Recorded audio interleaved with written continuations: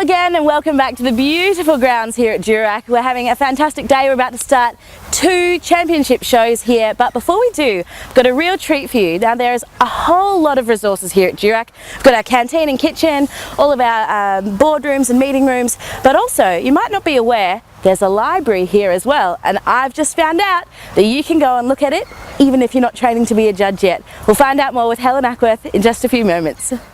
Hi Helen, thanks for having us in the library today. You're most welcome, Ashley. Most welcome. Now, the library is a very much underused resource. I think a lot of people aren't really aware that it's here. Tell us, how long have we had a library here at the Durack grounds? This idea of a library was first mooted in 1996 when Ray Underwood was the president of Canine Control Council, I should say, not Dogs Queensland.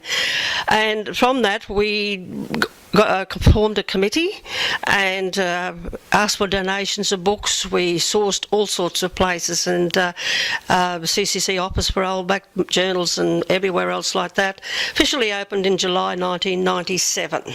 It's been a hard slog. It's taken lots of volunteer hours, lots of people to put together what we have now. I think one of the best resource libraries probably in Australia. Helen, tell us a little bit about how many books we have in here. It looks like quite a few. Well, I'd say I've got 1,000 catalogue books, but that doesn't include the magazines and dog show catalogues and all the other things that we've got here that aren't catalogued on the computer. So that's only breed books and general books on dogs breeding and genetics and stuff like that. Yes. Now, did you do the curating, the figuring out where to put each books? Because I notice, unlike if you walked into a normal library, they're all broken up in nice, handy by group 1 to 7. Did you do that? Well, the committee did that when we first started. This was what we were taught to do, was we're going to have each group books separate so that people looking for a book on a particular breed go straight to the group and can find the book they're looking for. Also, these general books are also categorised into different, like showing, breeding, health issues, general books, etc, etc. The magazines are also, they're all put together in state order, and we've had a lot of them bound into volumes so that they're easy. If you want to look back, you can look at the years on the outside, you can find what you're looking for. Is there a possibility that there will be a photo of me from the ACT Royal in circa 1992 winning the Tiny Tots handlers? I don't think so. Probably not. That was a little too specific. I think that's a bit too specific. But what we have set aside, and this was because one of our members at that time, Margaret Davis with the Borzois, she was one of the original committee, and we set aside a lot of books in the cabinets down there, which are what we classed as rare breed books. Very old books, can't take a lot of handling.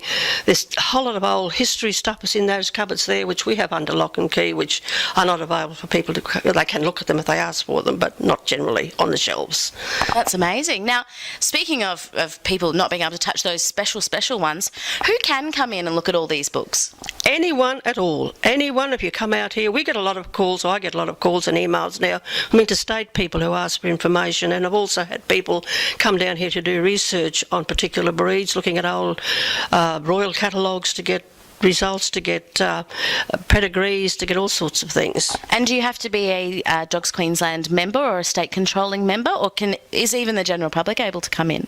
If they're interested in dogs and there's information here that I've got that can help them, they're most welcome. That's wonderful. All right, well, let's take a little walk around the library and have a look at some of the really special ones, shall we? What I've got here, actually, these are all royal catalogues. You've got all the Brisbane Royals going back to 1954, Sydney Royal back to 1948, Melbourne Royals, old catalogues going back to the 1950s. These mostly are all marked catalogues from royal shows. There's lots of other chronicles there to do with breedings. It's a lot of old magazines. But behind us here, you can turn around here, magazines like Old Dog Worlds, current dog worlds from all the states, all bound, or anyone who wants to research those, they're quite welcome. Fantastic. We've got New Zealand Gazettes. Of any interested in New Zealand Gazettes going back, or New Zealand shows. These 2 cupboards here, these are the rare book that I was saying before. We have these rare books that we've put away. Precious, I don't know, we've never had a value put on them, unfortunately, but You can see that some of them are very old. What do you think the oldest book in this cabinet is? have to go back to the 1900s. We've also got something, there's the history of some of the clubs in Queensland. In the archives, we've got old catalogues going back to 1944 for some of the shows, Ladies Kennel Club and all those sort of shows, yes. Fantastic. And so our group books I see start here. We've won and we go around here. All the books, as you say, are sorted into group order. Groups 2, 3 and 4, 5, 6 and 7 over there. So it makes it easy to find. Now, Particularly interested in. would you say that the library is used well at the moment, or could we be using these resources a bit better? Look, I have to say the library's under resourced. It really, really is, and this is a worry to me. It's a worry to me. The location of the library, I have to say, is not real good. Ever since we started, it has been a main aim of the committees to raise funds to have this moved.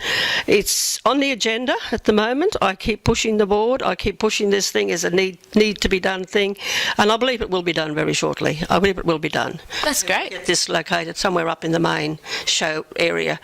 And if even people don't want to borrow the books,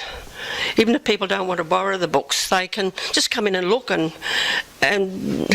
just take an interest in it. That's what I like.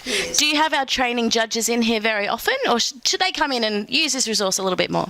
Not as much as they used to. It's part of their training program that they are to do their resource here, but with the internet and information available there, I think it's books are becoming a little bit old-fashioned. But You can find it all on the web now, but not some of these fantastic... Not some of these books that are here now. Some of this stuff here is really old and really, fantastic information. And most of these books have old pedigrees and stuff in too that I've used to all people, whatever breed you've got. Wonderful. Now, if we'd like to come down and have a look, do we have specific days we can come into the library, or do we give you a ring and make a time? Usually make an appointment to see me because I'm out here most show days, but as you know, most show days I'm busy otherwise, but I'm quite happy to come down here. I'm quite open to open the library anytime anyone wants it. Wonderful. Helen, thanks so much for having us in the beautiful library today. I must say these books are absolutely gorgeous, so to see them upstairs might be great because they're beautiful, they're worth seeing. So thank you very much for having us in your library. That awakens some interest in the library, I really do. Thank you.